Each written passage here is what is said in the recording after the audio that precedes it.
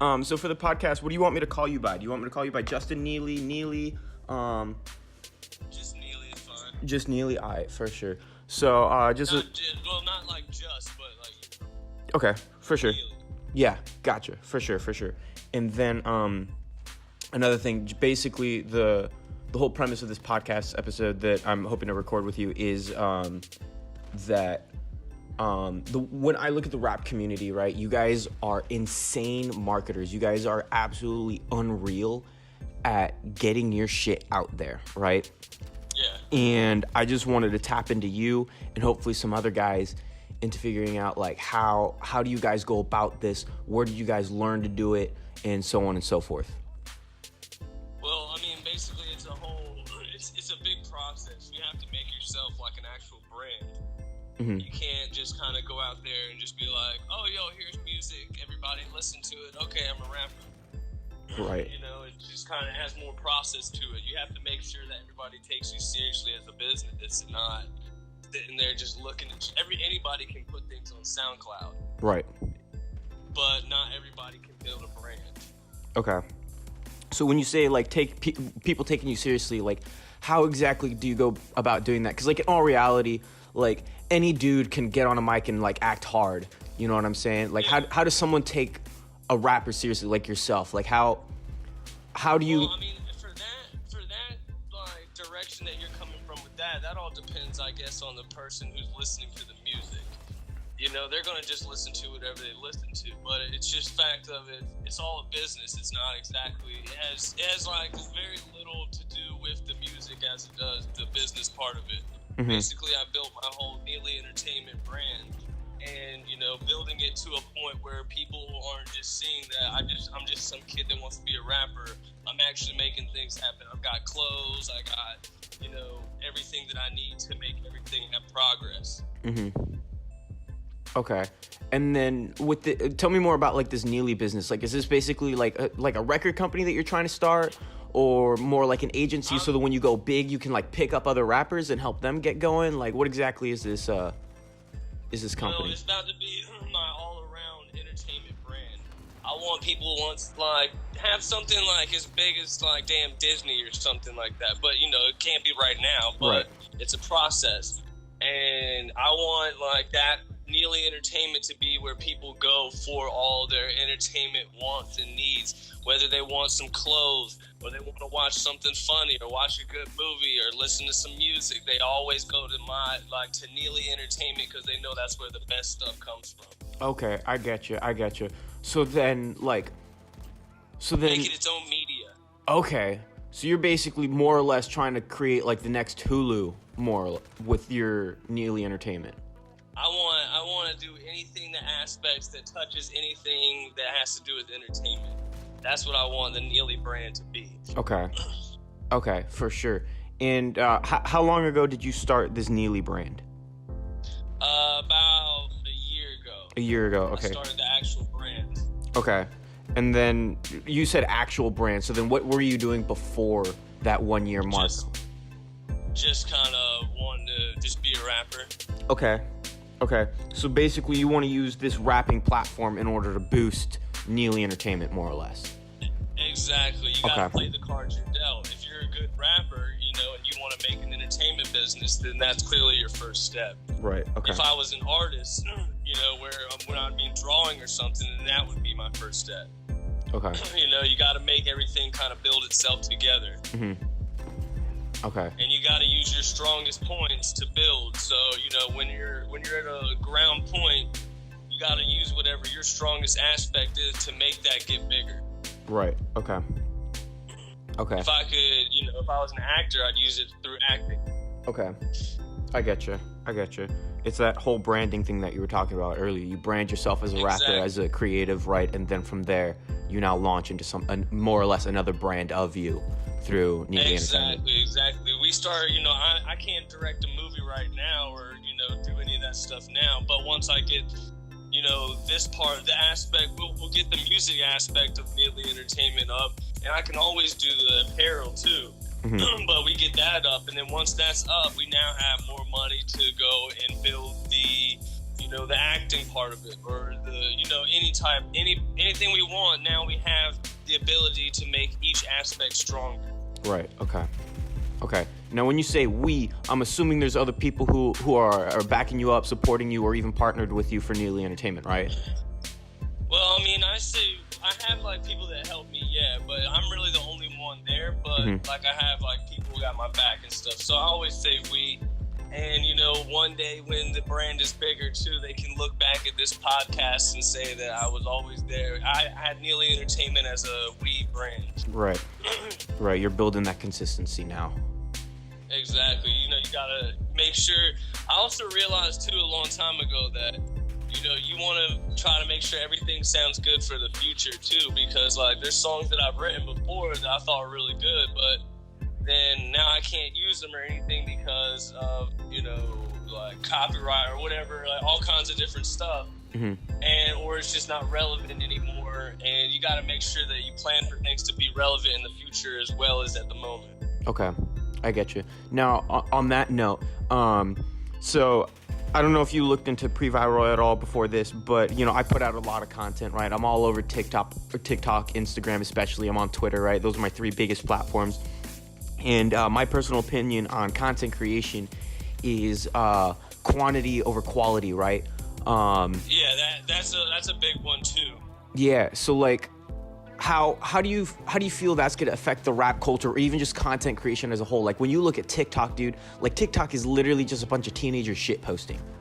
You know what I mean? Yeah, that's what my little sister shit does. Like, it's mad funny to watch her do that. Oh, it's hilarious. I just like to mess with her and sit there and like, jump and mess up her TikToks and shit. Yeah, it's crazy what TikTok's done for the internet. Like now that everybody's basically now a content creator for free and can easily go viral.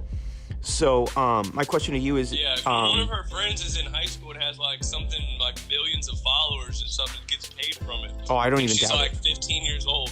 It's insane. It's absolutely insane. How do you think TikTok is gonna affect rap culture in regards to how fast you guys are putting stuff out? Because like in all reality, like most big rappers, they still take about a year and a half or so to put out a full album, right? Do you think that this trend on TikTok will eventually translate to putting out a song a day potentially? Possibly. Yeah. Well, I have to get to that point where, because I still have like other things I gotta do day to day. So a song a day would be very hard. But I understand like what you're saying with TikTok. TikTok could definitely change it because of the fact that they always have those like, I guess, little songs. I don't know much about it, but I do know a gist of it. You know what I mean? Like I get the concept of it. But like they have the music that plays over top while the kids are dancing over it too, so that helps something go viral itself. Right. Okay, and then another thing I wanted to touch on is how do you go about promoting yourself? Because like you said, there's a lot of people in the industry trying to build a name for themselves. How do you go about promoting your name, right? How do you go about basically just putting yourself out there so people can find you, right? Because even in the gaming industry, right, there's a ton of people who want to stream, right? There's a ton of people who are trying to go pro, who trying to make money out of content creation. Like, what sort of strategies do you use that you think would be able to translate into our content creation? Shoot, it's basically it's a lot of physical work when you have to go out there and type rate yourself. But the internet kind of is changing all of that and stuff. But I feel like you just have to also have like your people in each kind of like region to help you send your stuff to different places so that you're touching more parts around the world. You're also gonna have to pay. You gotta pay to get yourself put out there. Like, you don't just get like world promotion without giving somebody at least something to promote it. Like, unless you can do that and promote it all the way around the world yourself, which I don't know if any of y'all have 8 billion followers on. You know what I mean? Yeah. Like, but for the most part, you got to be able to find a way to branch it out itself, because it just, nobody gives a shit unless they've seen your name like 8 to 10 times. They honestly, they can even know you exist, they just don't give a shit. But once they keep seeing you, it's the repetitive, like you said, quantity over quality. But also, you have to have a decent amount of quality. Right. You know, you can't just sit there and just give them like some shit that looks like it was shot on a Nokia. Right. You know what I mean? Mm-hmm. But for the most part, like, you gotta be able to find a way to reach all those people and consistently. Like, when you do that consistently, they're not gonna click on your name until they've seen your name about 8 to 10 times, like I said. Mm-hmm. Okay, yeah, I get you. Now, so then, in regards to like putting your stuff out there, I stumbled upon you on Spotify. Like, literally, I was just going through random songs. Your song Beatboxing came up. I listened to it, and then I just like put you on shuffle for like 3 hours, right? And that's how I found you. So like, how are you able to get on something like Spotify? Because I got lucky, and my podcast is on Spotify just because I worked with a company called Anchor, and they're owned by Spotify. So Spotify literally just takes everything that's recorded on there and dumps it on their profile. But like, obviously, you went about it differently. How'd you go about doing that? I used TuneCore. Okay. They just kind of posted it up there for me. Oh, okay. So you didn't reach out to Spotify or anything. It just kind of happened out of nowhere. Yeah. I just kind of jumped in there. Okay. Good shit. I just did my research and got on. Okay. And just for the sake of context, for some of my, let's say, younger viewers that are like, let's say, still in high school, trying to figure out how much time this is going to take. When you said you did research, like, how much research did you do? Like, about how many hours or so? Dude, you gotta research hours and hours and hours. When it comes to like the entertainment industry, everything is completely different than I thought it was. Yeah. Like, the whole concept of everything is just completely different. It's like as you grow up and you keep thinking to yourself, oh, this is how they get paid. But it is not even close to that. It's not even close to how people reach out to people. Everything is completely different. Mm-hmm. Everybody's just seeing it from the TV and not how the TV works. Right. I get you. So basically, you trying to figure out how to get your rap game on, and even just Nealy Entertainment was just a huge mind opener for you, just because, again, everything changed, right? Is what you're saying? Yeah, everything just changes. Okay. And how do you keep an open mind? Because as you know just as well as I, 3 years from now, the industry is going to change. The way you put out music is going to change, right? How do you keep up with stuff like that? How do you keep your ear to the ground to see where the industry is going so then you can keep up with it? Well, it's mainly like, basically just kind of listen to everything that's going on around you. You got to be aware of your surroundings, like you got to keep up with the internet to see what the internet's doing. It's basically like you said, kind of keep your ear to the ground on it. You just got to watch it and watch the process of it. Mm-hmm. Everything's going to change. Everything changes. Like you said, 3 years is going to be different. And, like in 2004, you could have gone out there and, somebody hears a song by you and they're like, let's make you a star. Nowadays, you need to have the numbers. They don't care how good the fucking song is. Mm-hmm. They're just like, you need the numbers for it. So that's how it's actually turned into over just like 15 years. Right. I get you. It's a completely different ballgame. Mm-hmm. Mm-hmm. So on that idea of like, no matter how good the song is, it's all about the numbers, right? Well, for the most part, yeah. Right. I like the music, Oh yeah, I feel like most people still do. But when you got what was that song that blew up on TikTok again? The one with the horse. Frick, what was that song called? God damn, it was on the Rambo commercial. I can't stand that. The Old Town Road thing. Yeah, dude, that shit was insane. Let's be real. That song isn't phenomenal. It really isn't. Yeah. Like lyrically speaking, it's like mediocre at best. The track is catchy as fuck, though. But the fact that everybody went nuts for it. Mm-hmm. So like, and you're just sitting there looking at it like, yo, what the fuck is this? Mm-hmm. Yeah, I actually watched an interview on that guy, and he was talking about how when he made the song, he literally did everything he could to make it memeable. So then kids would jump on it and just share it as a joke, and then it became like top in the numbers. Do you think more rappers should be doing that, trying to appease to the younger generation? I I think I didn't realize that's how he did it, and that's honestly pretty brilliant. Mm-hmm. But, you know, I don't know. For me, man, I like to do my own thing. I keep up with everything, but I stay. So I'm not like a mainstream style, but I'm like on the riverbank. Right. You know, like if I want to hop in the water and float down a bit, I can, but I'm gonna kick it right back on the bank when I do. Mm-hmm.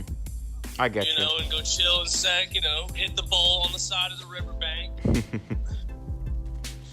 But yeah, like, you know, I like to do my own thing, but also, like I said, when I sit there, I can see where the river goes, so I keep up with everything. So I'm not like completely outcasting myself. Right. But I have that unique style where it also is just I can still be myself, but I do it in the same way that the people want to hear it. You know, I give that dope beat and have like have catchiness in it, but I'm also speaking my mind instead of just being like ignorant as hell. Mm-hmm. I feel like the rap now that comes out now, they're doing their thing because, you know, they're doing it all for to promote the clubs and, you know, just in show songs and stuff. Mm-hmm. But for me, it's like I want those songs I can perform in a show, but I want that same song to be something that somebody could be like, well, I like to listen to lyrics. But then that person can be like, okay, well, you can listen to this song while this person's getting turned up to this song. You can listen to the lyrics. Okay, I get you. Yeah. So then the process that you have in regards to putting out songs, like let's just talk about beatboxing, because right now that's your number one song on Spotify. Hot Chili is whatchamacallit number 2, so it's still up there. Hot Pot of Chili? Yeah, Hot Pot of Chili, that's still number 2, so it's still up there. But like with those two songs, how many days or weeks even did you put into making both of those tracks? Well, it depends a lot.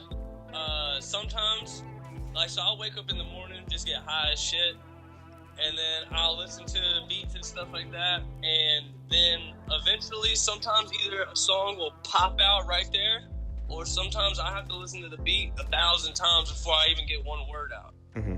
You know, Hot Pot of Chili, that one was crazy just because that one just was one of the rare ones that just literally I wrote it in like an hour. And it just came out perfectly, and I was like, "Oh shit, this is my shit." Mm-hmm. And then everybody started liking it, and everybody was like, "Yeah, coming through hot like chili in the pot." Okay, I got you. So then, how do you feel in regards to like the fear of putting shit out there? Because like even me personally, like when I'm editing a video, sometimes I'll like sit on it for like a good week or so, like legitimately nervous to put it out, or even to post like anything on my Instagram story or even Twitter, right? Yeah. Like how do you get over that fear? Because in all reality, it's just an insecurity. And it's a stupid insecurity to have. But how do you get over that when you're gonna put a song out there?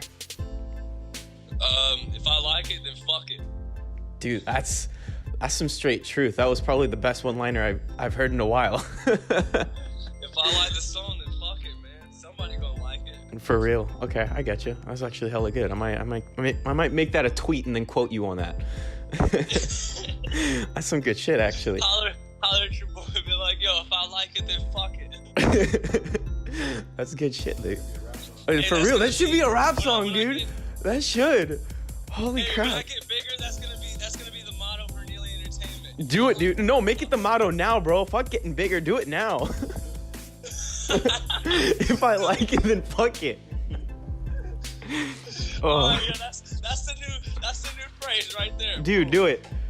I will support you 100% on that, dude. It's so good. It's so fucking good. Oh man. But yeah, again, like me personally, like I'm sitting on a video right now. I even scrapped the whole thing yesterday. It was just a Modern Warfare video that I've been editing for like the last week. And I just keep freaking out over it, dude. Like, so as soon as I started experiencing that, it kind of hit me. And I made a story on Instagram where I was being real with people. I was like, dude, this is real shit. Like, I don't think people understand how much psychological pressure there is in just putting crap out there. It's not the only skill. Actually, though, like it is a lot, because when you sit there and like show somebody my music and stuff, like if I'm sitting there with somebody, I also too am like I try to listen to the song too from like what I would perceive as the person listening to it, not from my own point of view, but from a listener's point of view. I try to almost turn my head around, if that makes sense. Yeah. And, you know, try to watch it from their point of view and see, like, where to, you know, clean it up a little bit and kind of which way and which direction. Yo, but some people are just some bullshit. So my song Coolio Jones, I showed this guy the other day, right? And he was like, yeah, I'm going to critique the hell out of you. I was like, cool, man. I'm not worried. Do your thing. I don't mind being critiqued. I don't like being bullshitted, though. Because this guy comes on and he's like, he immediately says that he can't listen to the song because of the hook. And he was like, telling me how he likes lyrics and stuff. And I was like, okay, so did you hear like the verse and stuff? He's like, I can't listen to it because of the hook. I said, well, the first verse came before the first hook. I said, listen to the fucking song. Oh, damn. I was like, was the hook already in your head? Like, how did you figure it? How did it get to your head before you even got to it? That's too funny. But you know what I'm saying? It's just people are gonna bullshit you, so fuck them. Okay. Yeah, that's good shit, dude. Okay. And then one thing I wanted to tap into, obviously as nerds in the gaming industry, we don't do well face-to-face with people in all reality. Our social skills are kind of shot. That's the one thing the gene pool didn't give us was social skills. So how often... That's where that's the Call of Duty, like, that's what got shot on yours. Yeah, for real. Shot in the personality. For real. So, like, with you, how often do you promote your stuff person to person? Or do you majorly, like, focus on just online ads, online promotions? I like everything. I'm a very in-person type of person, too. So, like, I'm kind of backwards of what you guys are. Like, I'm awkward through texting and stuff. But, like, when you actually talk to somebody face-to-face, it's very, like, I'm an expressional speaker. You know, I'm kind of, you'd understand if you saw me, like, face-to-face. But, yeah, I forgot where I was going with this. Promoting in person. Oh, yeah. But, I just kind of, you got to do whatever you got to do. Like, but I started getting recognized by people. And then you kind of just, everything just kind of flows together. Everybody starts hitting you up from the internet, so I don't have to do really much anything in person. But that's the bigger world. Right. You know, I can only go and meet so many people and I can only go shake so many hands and kiss so many babies. Right. But I can't sit there and do that all around the world. Right. So you have to have your balance. I like to have my balance there because then people can sit there and be like, you know, if somebody sat there and heard my music and been like, oh, yo, I listened to this song called Beatboxing by this dude Nealy, and some dude be like, yo, I met that guy, yo, he's actually cool as shit. You know, so that helps too, because all around now you're just becoming like an entire thing. Right. Everybody's like, yo, he's cool, his music's dope, whatever, you know, whatever they like about it. Right. Okay, I get you. Now, on that note, with the idea of, like, since you met the dude in person, he thinks you're cool as shit, right? He got to know you. He basically unlocked your personality even more from outside of your music.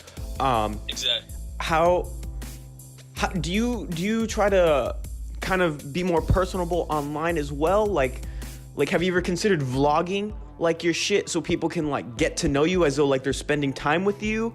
Or, like, what do you think of that? I've never really thought of that, but maybe I should. Okay, yeah, because I've been toying with the idea, because not a whole lot of gamers do it, but then again, like, most of the gamers are kind of like vlogging just over a video game, you know, while playing Modern Warfare or Destiny or something like that, right? Yeah. And so I just wanted to, like, get your opinion on that. Like, how much is someone's brand based on personality rather than content is the real question. Well, I feel like it just depends on how many people are seeing the person. If a lot of people are watching the person for their personality, then that's what they're watching it for. But if they're watching for the content, I mean, it's all about the viewer.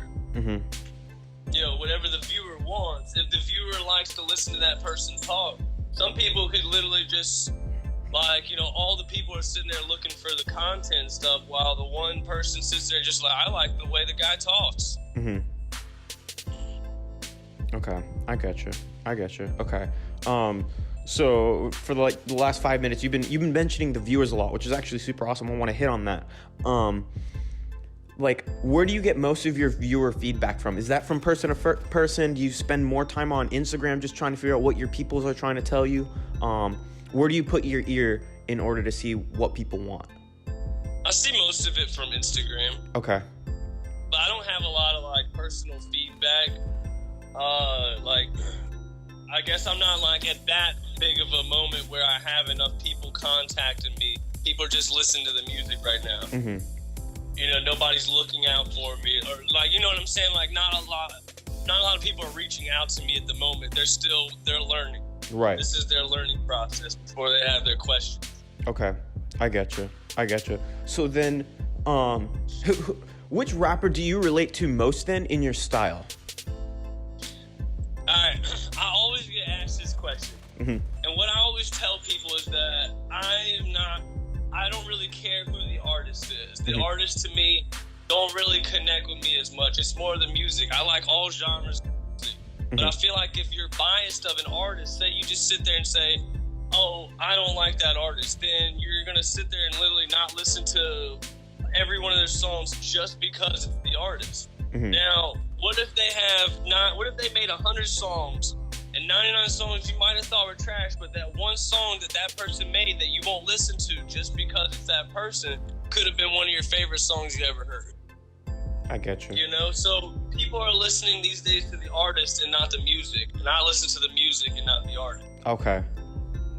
And I think that's what gets all the different unique vibes from all my music itself. Okay, I get you. Yeah, okay. Yeah, the reason I asked that question is I wanted to kind of lead off into the next question being, so with whatever artist you would say that you relate to most in regards to style or even lyricism or whatever, do you watch their audience to see what their audience is doing so then you can also predict what you need to do next with your music in order to basically appease to the viewers? Yeah. For sure, you gotta also learn from the professionals. They are still professional. Mm-hmm. And, you know, like, of course, I'm smaller than them, so I have to learn from them. Right. I sit there and learn the things that the professionals do and what they do, and then put my own little spin on it. Mm-hmm. Okay, yeah. You know, and then make it mine. Mm-hmm. I get you. Okay, cool. And then, crap, what was I going to say after that? Got distracted. Where did we leave off on? Watching other audiences. So then, which rapper do you feel like you compete most with right now? Either on your level, on a bigger level, like on the like super top scenes, like which rapper would you consider your rival and why? Just because I'm white, I have to say Eminem, because every person that I talk to has to say that one thing. Oh, you're like the next Eminem. And I'm always just like, oh my fucking God. I can totally get where they're coming from, although you and Eminem don't really have a similar Anything style. similar. Not really. We're not similar at all. That's like saying Logic is the next Kendrick. Yeah, like, yo, it doesn't sound the same at all. No. Man. But they just do it because they don't know what else to say. They're like, oh yeah, you rap and you're white? Oh man, you're Eminem. I mean, I guess you could take that as a compliment because they expect you to get big like him, right? I mean, yeah, I guess you take it for what it is. And then I'm always just like, literally, I walk away from the conversation like, this motherfucker don't know shit.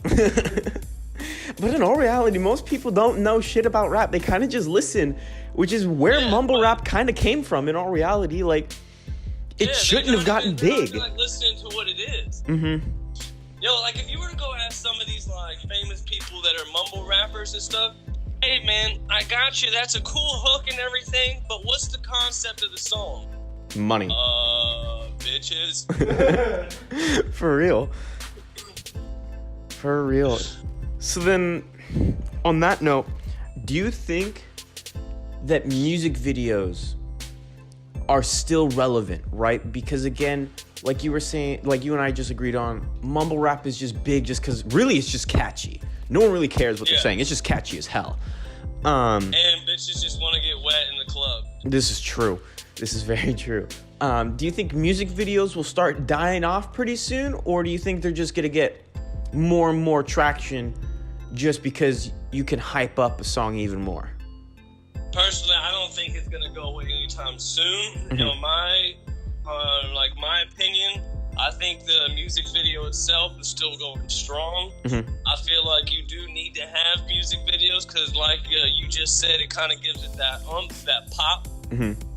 You know, and then also too, younger viewers that they say like some teenagers, right? Mm-hmm. They're the ones who are gonna watch it the most because they don't have nothing to do. You know, they can't drive around and listen to the song while they drive around, or you know what I mean? Like they're more limited to just sitting on their computer. So what are they gonna do? They're gonna watch the video while listening to their song. You know, while a person with a car might just be like, well, I got shit to go do. I don't have time to watch a video, but I can listen to the song. I get you. Okay, so really the music video just hits a different demographic. Could be your biggest audience when it comes to this type of like rap or like country or something. Your biggest audience is those fucking 15 to college 22-year-old girls because they're using their fucking parents' money and just doing their thing. Mm-hmm. And once you get those college girls to go out and dance to your music, then everybody else is coming too. Mm-hmm. You know? I get you. Yeah, you just gotta target to where it's gonna make you more popular. Mm-hmm. Okay. You know, you can't sit there and try to brand yourself to a hater. They don't give a fuck. You know what I mean? Right. Go to somebody who's actually gonna be like, oh yeah, I want to hear this. Mm-hmm. Okay, that's actually good shit. I'm glad you said that. That's really good. So I'm actually gonna have to take off pretty soon. Gotta go to work. But if there's one thing you could tell to any content creator, any upcoming rapper, heck, any upcoming musician, right, whatever, someone who's about to try to put their stuff out there, more or less be vulnerable with the internet, with their thoughts, their feelings, what advice would you give them? If you like it, then fuck it.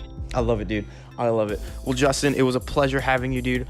I expect to see you again and do this again because this was a ton of fun. You got a lot of freaking great wisdom on basically just content creation as a whole and everything. And I'd love to talk with you about it again sometime. I appreciate it, man. I appreciate you having me on. Oh, yeah, for sure. My pleasure. Alrighty, my man. I'll talk to you later. Yo, Nealy the deli, he really be reppin' it. Yo, what's the word? Yo, Schnills, man, they chill at his feet. Yo, Schnills, man, it's the crown he'll keep. Yo, Schnills, the deals, he be boxing them beats. This music is my heartbeat. This music is my heartbeat. People around here, they hating on me, but they sleep on the fact that I have them bars hit hard like cars. And I told those camels dry outside, but the inside's moist, inside's noise, inside feels like I made the right choice. And the bond I have, it feels amazing, and so am I. One more shot, one more drag, one more way, I feel relaxed. Eyes low, smoke hydro. Dash to the dime, then I dine and dash. Hooks hooking haters, rounds wax they ass. And my wax gas, and my joints fat, and my points fast. But the fresh air from this asthma attack you call rap. These rappers dying. These rappers dying. These rappers dying. Yo, Schnills the deals, he be boxing them beats. He be boxing them beats. He be boxing them beats.